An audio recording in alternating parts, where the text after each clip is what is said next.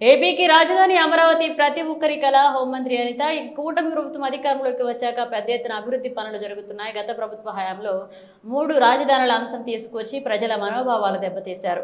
అమరావతి పునర్నిర్మాణానికి ప్రధాని మోదీ రాబోతుండడం శుభపరిణామం. అమరావతి పునర్నిర్మాణంలో రాష్ట్ర ప్రజలందరూ భాగస్వాములు కావాలని హోంమంత్రి అనిత అన్నారు. రాష్ట్ర నలుమూల నుంచి కూడా అభివృద్ధి కార్యక్రమాలు, సంక్షేమ కార్యక్రమాలు పెద్ద ఎత్తున చేయడం కూడా జరుగుతుంది. మనం ఎప్పటి నుంచో మనందరి కళ ఆంధ్రప్రదేశ్ విభజన జరిగిన తర్వాత ఒక రాజధాని అన్నది ఆంధ్రప్రదేశ్ ప్రజల తాలూకా కళ.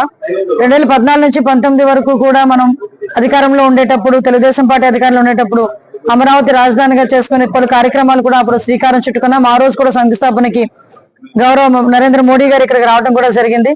అయితే లాస్ట్ 5 సంవత్సరాలు రాకేష్ పరిపాలనలోని అమరావతి రాజధానిగా తీసి 3 రాజధానుల వ్యవహారం మన తెరపైకి తీసుకొచ్చి చాలా మంది ప్రజల తాలూకా మనోభావాలు దెబ్బతీయడం జరిగింది.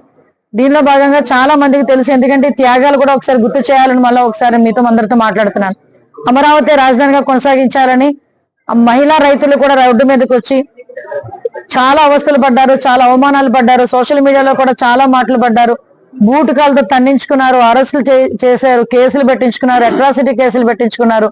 కనీసం కనకదుర్గమ్మ టెంపుల్కి వెళ్ళాలన్నా కూడా వాళ్ళకి అనుమతి లేని పరిస్థితులు ఉండే పరిస్థితుల నుంచి ఈ రోజు తిరిగి అమరావతి పునర్నిర్మాణం చేసుకోవటం అనేది మనందరికీ కూడా ఒక పండుగ వాతావరణం లాంటిది. అటువంటి అమరావతి పునర్నిర్మాణానికి ఎన్డీఏ సారథ్యంలో ఈరోజు గౌరవ ముఖ్యమంత్రి గారి ఆధ్వర్యంలో మళ్ళా తిరిగి అమరావతి పునర్నిర్మాణానికి ఈ రోజు నరేంద్ర మోడీ గారు రావటం నిజంగా చాలా శుభపరిణామం కింద భావించాలి. ఆ శుభపరిణామం, ఆ పండుగలో మనందరం కూడా భాగస్వాములు అవడానికి ఈ రోజు రాష్ట్ర నలుమూల నుంచి కూడా ఎన్డీఏ క్యాడర్ తో పాటు ప్రజలు కూడా ఈ రోజు ముందుకు వచ్చే పరిస్థితి. ఎందుకు ప్రజలు ఇంత సెంటిమెంట్ గా భావిస్తున్నారంటే ప్రతి ఒక్కరికి కూడా సొంత ఇల్లు అనేది చాలా కళ.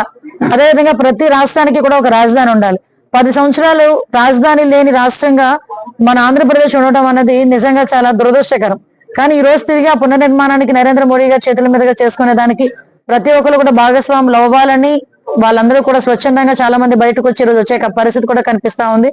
దీనికి అనుగుణంగా వచ్చే ప్రజలందరికీ కూడా ఎటువంటి అసౌకర్యాలు కలగకుండా, ఎటువంటి ఇబ్బందులు కలగకుండా స్థానిక మా లోకల్ మినిస్టర్ గారు మన కొల్లు రవీంద్ర గారు, అదేవిధంగా పెద్దలు జనార్దన్ రెడ్డి గారు, అదేవిధంగా సత్య గారు, మా పెద్దలు మా ఆర్టీసీ చైర్మన్ గారు, అది కొనగల నారాయణ గారు, అదేవిధంగా ఎమ్మెల్యేలు అందరూ కూడా ఇక్కడికి వచ్చి ఈ కార్యక్రమాన్ని దగ్గరుండి చూసుకోవడానికి ఈ రోజు ఇక్కడ అందరూ కూడా కలెక్టర్ గారు ఆఫీస్ లో ఈ రోజు మీటింగ్ ఏర్పాటు చేసుకోవడం జరిగింది. ప్రజలెవరికి కూడా ఎటువంటి ఇబ్బందులు కలగకుండా చూసుకునే బాధ్యత మేము తీసుకుంటూ, ఎక్కడ అసౌకర్యాలు కలగకుండా ఉండే బాధ్యత తీసుకుంటాం. అమరావతి పునర్నిర్మాణ కార్యక్రమంలో ప్రజలందరినీ, ఆంధ్రప్రదేశ్ రాష్ట్ర ప్రజలందరినీ కూడా భాగస్వాములు అవ్వాలని నేను కోరుకుంటున్నాను.